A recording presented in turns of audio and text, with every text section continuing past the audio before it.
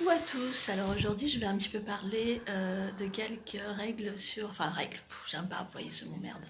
Excusez-moi pour en franc-parler, on va dire quelques petits détails, voilà c'est mieux. Sur l'artisan de lumière, le thérapeute, le psychothérapeute, peu importe hein, le nom que vous lui attribuez, et sur l'accompagnement, et en même temps vous dire comment je travaille, tout simplement, hein, pas pour si vous voulez me mettre dans une case spéciale, hein, mais pour qu'on sache hein, ce qu'on attend d'un thérapeute, quel est son rôle, et après, ben, si jamais il y a des personnes qui sont intéressées de travailler avec moi, pour leur demander comment je procède. Voilà. Alors oui, tout d'abord une petite précision et un petit peu d'humour. Souvent on me dit mais dans tes vidéos, Tina, on voit souvent un balai derrière. Bah ouais, je suis désolée, je suis maniaque, j'ai des balais dans toutes les pièces chez moi. Donc c'est vrai que ouais, je suis un petit peu accro à la serpillère. Voilà, ça n'a rien à voir avec un rite chamanique ou quoi. Hein, pour faire un peu d'humour et pour la petite parenthèse. Alors, aujourd'hui, lorsque vous allez voir un thérapeute, ou peu importe, enfin, quand vous sollicitez un accompagnement, voilà, notre rôle, à nous, c'est pas de vous faire le soin miracle, hein, parce que ça serait un effet placebo, c'est de vous aider à vous guérir par vous-même. Et pour ça, il faut trouver la maladie. Hein. Quand quelqu'un est malade, sauvé par le gong, non. Quand quelqu'un est malade, vous n'allez pas lui foutre une injection de Valium.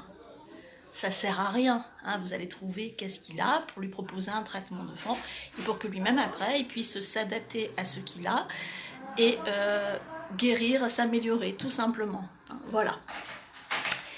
Alors aujourd'hui, je constate dans les accompagnements hein, de nos jours qu'il y a un petit peu des maladresses. Hein. Il n'y a pas, je vous rassure, de dictat ou de nomenclature spécifique à une thérapie, mais en tout cas, il y a peut-être des choses qu'il faudrait peut-être revoir et remettre en question. Il faut savoir que souvent, quand on est dans l'accompagnement, ben, souvent des personnes ne veulent guérir elles-mêmes, et après, ce qui est normal par expérience, on veut tous nous guérir les uns des autres, d'accord ? Alors, il faut savoir que c'est une très belle initiative, on guérit tous et on apprend tous les uns avec les autres, on est tous les patients les uns des autres, ok, c'est une belle initiative, mais attention, attention au piège, on est tous passés par là, moi la première, hein. C'est qu'en voulant guérir le monde, mais en oubliant de nous guérir nous-mêmes, on guérit le monde en partie, c'est superficiel. Hein. Imaginez, vous n'allez pas, si vous voulez, donner, s'il y a 5 personnes de malades, et vous avez un seul remède, une seule antidote, vous n'allez pas diviser la seringue en 5. Hein. D'abord, vous allez l'essayer sur vous, voir si ça marche, et une fois que vous avez guéri, vous allez injecter les autres. Dans la thérapie, c'est pareil. Je ne dis pas qu'on est des canaux purs, qu'on est parfait, qu'on n'exemple pas la douleur, sinon on serait plus humain. Mais quelque chose que vous n'avez pas guéri, par exemple, je vais me mettre encore un exemple. Au jour d'aujourd'hui, j'ai toujours une espèce de colère contre la pédophilie, contre l'inceste. Une personne qui vient vers moi, qui a commis un inceste, je ne vais pas lui fermer la porte, mais j'aurais du mal, honnêtement, je n'ai pas honte de le dire, en tant que thérapeute, je ne suis pas encore prête à aller soigner ce type de personne. Même si je ne juge pas, mais j'ai pas encore cette guérison complète pour pouvoir aller. Et j'y travaille chaque jour parce que tout on le travaille chaque jour. C'est un travail de chaque jour, il faut pas croire. On n'est pas né en ayant tout acquis et voilà, on n'est pas des maîtres ascensionnés, hein, loin de là. Chaque expérience des autres nous apprend un petit peu sur nous-mêmes, hein, tout simplement. Donc il faut d'abord nous guérir nous-mêmes avant de pouvoir guérir l'autre. Hein. Au jour d'aujourd'hui, c'est vrai que c'est à la mode d'offrir des formations de Reiki, de Laoshi, c'est devenu un petit peu le commerce New Age, ok, il n'y a pas de souci, c'est très très bien, mais d'abord assurez-vous que la personne elle soit guérie, hein, parce qu'après on a des personnes des intervenants dans les artisans de lumière, qui ont encore des zones d'ombre, et quand on a des zones d'ombre, même si on a un bon cœur, même si on a une bonne volonté, hein, ça n'a rien à voir avec la qualité de la personne ou du cœur, si la personne elle a encore des peurs, elle a encore des angoisses, elle a une certaine forme de bipolarité, elle va s'attirer des entités, parce que l'entité, c'est pas la méchante bête démoniaque qui vient sur nous, hein. C'est nous-mêmes qu'on crée nos entités, hein, et ça, peu vous le diront. Si vous avez la peur, vous allez attirer l'entité de la peur qui va se nourrir de votre peur. Si vous avez l'orgueil, vous allez attirer l'entité de l'orgueil qui va se nourrir de votre peur. Pareil pour la déviance sexuelle. Hein. On attire ce qu'on vibre. C'est aussi simple que ça. Hein. Après, si on n'est pas dans l'amour inconditionnel, le partage, on ne peut pas aller aussi dans la forme de thérapie. Hein. Si quand quelqu'un va vous donner quelque chose pour guérir, vous allez le voir comme une agressivité, hein, c'est comme si vous avez une plaie.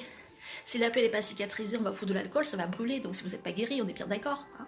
Maintenant, si la plaie elle est cicatrisée, même si on va rajouter un peu d'alcool, mais ça va bien passer. Hein. Quand vous allez dans la thérapie, on ne va pas vous dire que des choses love to love. Hein. Si vous allez vous refaire le nez, vous allez demander une transformation sur votre corps, vous allez passer par une séance chirurgicale, on va vous ouvrir, on va vous inciser, il y aura parfois des effets secondaires, il y aura parfois des douleurs, mais c'est comme ça, dans la thérapie c'est pareil, vous allez pleurer, on va vous caresser dans le sens de poil, on va des fois vous irriter, on va casser votre ego pour vous ramener au cœur, c'est le but ultime d'une thérapie. Hein. Après, c'est bien beau de voir la faute sur l'autre, mais remettez-vous en question. Hein. Quand vous voyez qu'à un certain niveau d'artisan de lumière, on en est encore à ce stade de se comparer aux autres. Oui, mais l'autre se met plus en avant, l'autre il fait plus que moi. Oui, mais qu'est-ce qui vous empêche à vous de vous mettre en avant? Ce que l'autre fait ne le concerne pas, c'est votre réaction qui vous concerne à vous. Et souvent, ce que les autres nous donnent pour nous heurter, c'est pour nous heurter contre nous-mêmes. Hein. Tout nous apprend, même la personne qui vient vous titiller, même l'enquêteur spirituel, a quelque chose de bon à vous apprendre sur vous-même si vous le décidez et si vous dépassez, si vous allez dans le dépassement de cette douleur.